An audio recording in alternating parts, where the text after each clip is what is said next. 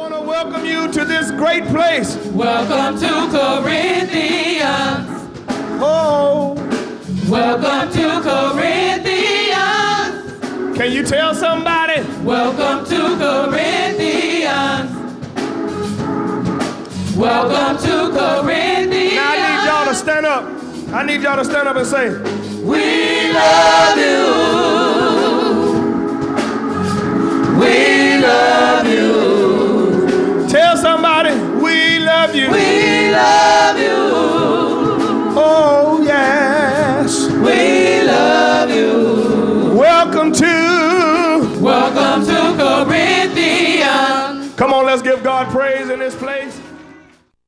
How many of you know it's good to be alive? How many of you know it's good to be alive and know that you're alive? How many of you know it's good to be alive and know that you're alive and you're doing pretty good? Why don't you give God praise for just being here and doing pretty good? And it says, and he ordered some of the mighty men of his army to bind Shadrach, Meshach, and Abednego, and to cast them into the fiery furnace. Then these men were bound in their cloaks, their tunics, their hats, and their other garments, and they were thrown into the burning fiery furnace. Because the king's order was urgent and the furnace overheated, the flames of the fire killed those who took up Shadrach, Meshach, and Abednego. And these three men, Shadrach, Meshach, and Abednego, fell down into the burning fiery furnace. The king, Nebuchadnezzar, was astonished as he rose up in haste. He declared to the counselors, did we not cast three men bound into the fire? They answered and said to the king, true, O king. He answered and said, but I see four men unbound walking in the midst of the fire, and they are not hurt. And the appearance of the fourth is like a son of the gods. Then Nebuchadnezzar came near to the door of the burning fiery furnace. He declared, Shadrach, Meshach, and Abednego, servants of the Most High God, come out and come here. Then Shadrach, Meshach, and Abednego came out of the fire, and the satraps, the prefects, and the governors, and the king's counselors gathered around and saw that the fire had not had any power over the bodies of these men. Their hair of their heads was not singed, their cloaks were not harmed, no smell of fire came upon them. Nebuchadnezzar answered and said, blessed be the God of Shadrach, Meshach, and Abednego, who has sent an angel and delivered his servants who trust in him, and set aside the king's command, and yield up on their bodies rather than serve and worship any god except their own God. Therefore, I make a decree. Any people, nation, or language that speaks anything against the God of Shadrach, Meshach, and Abednego shall be torn limb from limb, and their houses laid in ruin, for there is no other God who is able to rescue in this way. The king promoted Shadrach, Meshach, and Abednego in the province of Babylon. For those passages of scriptures I would like to use for a theme, a tag, a subject today, I'm still here. I'm still here. When we were growing up, Sister Georgia Guy had this movie that I really don't like, but we watched it all the time. And my friend Oscar T. Moses put it out this week, and this brought this back to my remembrance. The movie was The Color Purple. I really don't care for The Color Purple too much. Really, I know a lot of y'all like The Color Purple, but I really don't care for The Color Purple too much. But in The Color Purple, Mr. says to Miss Seeley, you black, and you ugly. And you ain't about nothing. She said to him, she said, eyes may be black, eyes may be ugly, but I'm still here.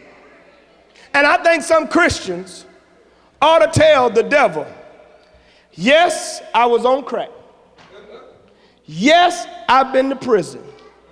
Yes, I've been a fornicator, a adulterer, a liar, a gambler. But I am still here. See, some of y'all don't realize how important it is for you to let the devil know that you still in the game. Yes, I was messed up. Yes, I was no good. But the problem is, you didn't kill me there. I still have an opportunity today to tell God thank you and how good he is. I wish I had 2 or 3 people that want to be real in this place today. And even though it wasn't just the devil, it came out of some human mouths. It came out your mama's mouth. It came out your daddy's mouth, his sisters and brothers, husband or wife. It came out a lot of people's mouth and say that you weren't going to amount to nothing, say that you weren't going to be anything. But the good news is, I'm still here. You ought to give your neighbor a high five and say, neighbor, I'm still here. If they don't want to be neighborly, you ought to look in the other eyes and say, neighbor, I'm still here. Shadrach, Meshach, and Abednego are still in position. But the problem is, what happens, sisters and brothers, when you do the same thing every day? First thing I want to talk about is we do the same thing every day.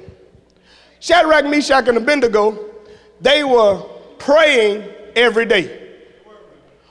Christians are not surviving because most of us don't pray every day.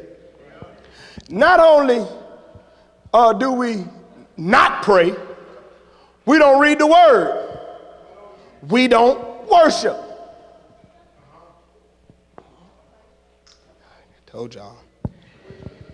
How do I know that most of us don't read the word? How do I know that we don't worship? How do I know we don't pray? Because when we come to church, it's so hard to get you to do it. But the things that you do outside of church reflect on your worship once you get to church. All right, here we go. I heard Keith and them tell the players at practice, how you practice is how you play.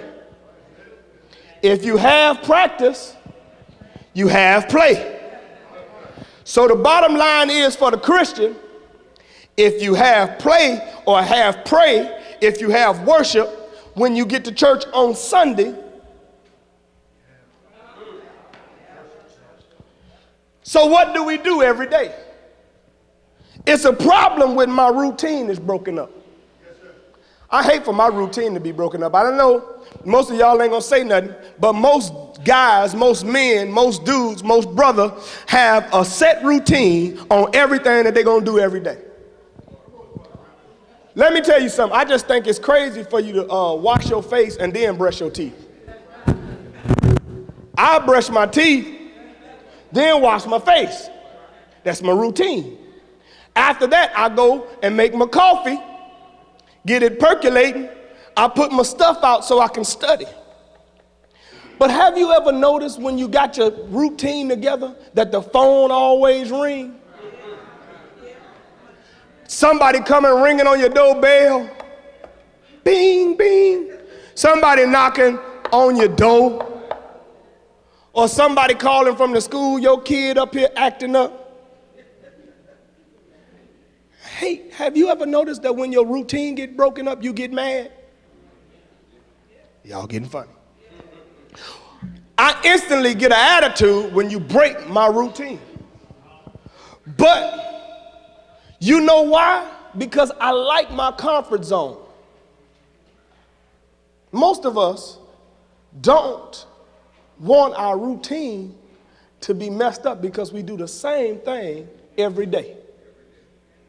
Most of y'all that go to work punch in almost at the same time. You eat lunch at the same time. You sneak off and take your nap at the same time. Come on in here, we're gonna be real today. You take your nap at the same time and get mad if somebody catch you in the bathroom with your feet up on the thing trying to sleep. Mess up my routine. But what happens when rough time comes? How do you handle rough times? But rough times are here. What happens when you got to go back to eat bologna and Miracle Whip? What happens when you have to eat bologna and Miracle Whip like we used to do?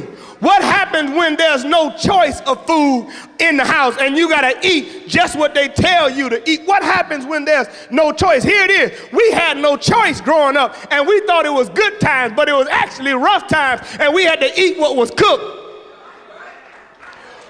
How do we handle rough times when gas prices now are $5 a gallon? Y'all can get funny with me if you want to. You ain't driving around the coupe at 40 no more, is you? No, I'm going home. I don't care who hanging out, I'm going home. I ain't got but 2 gallons of gas. I just put $20 in this car. How do you handle rough times? Do you make a change?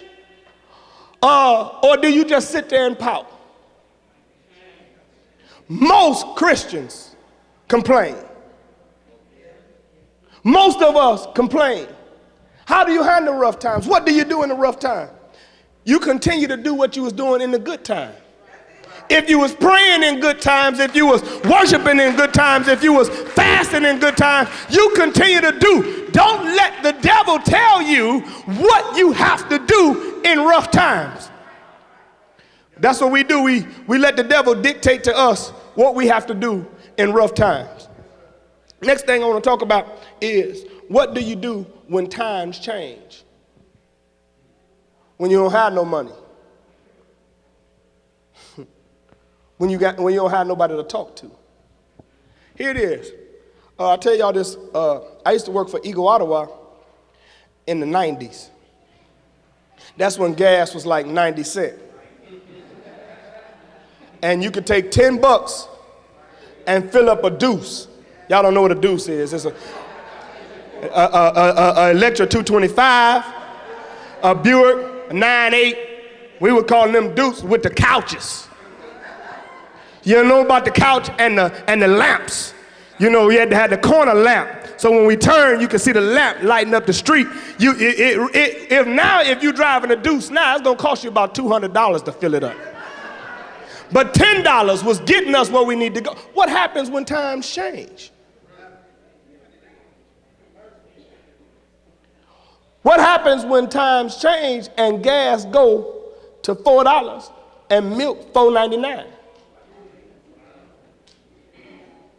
When you have to shop around to get eggs and milk. When you got to go to the drugstore, let me tell you how I know. When you got to go to Walgreens and get eggs and milk because that's the cheapest eggs and the cheapest milk.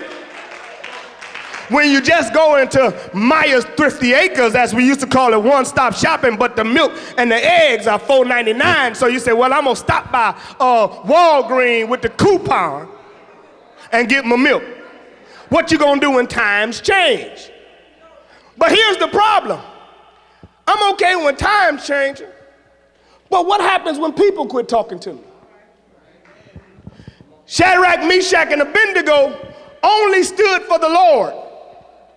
And everybody around them quit talking to them because they kept doing what they knew was right.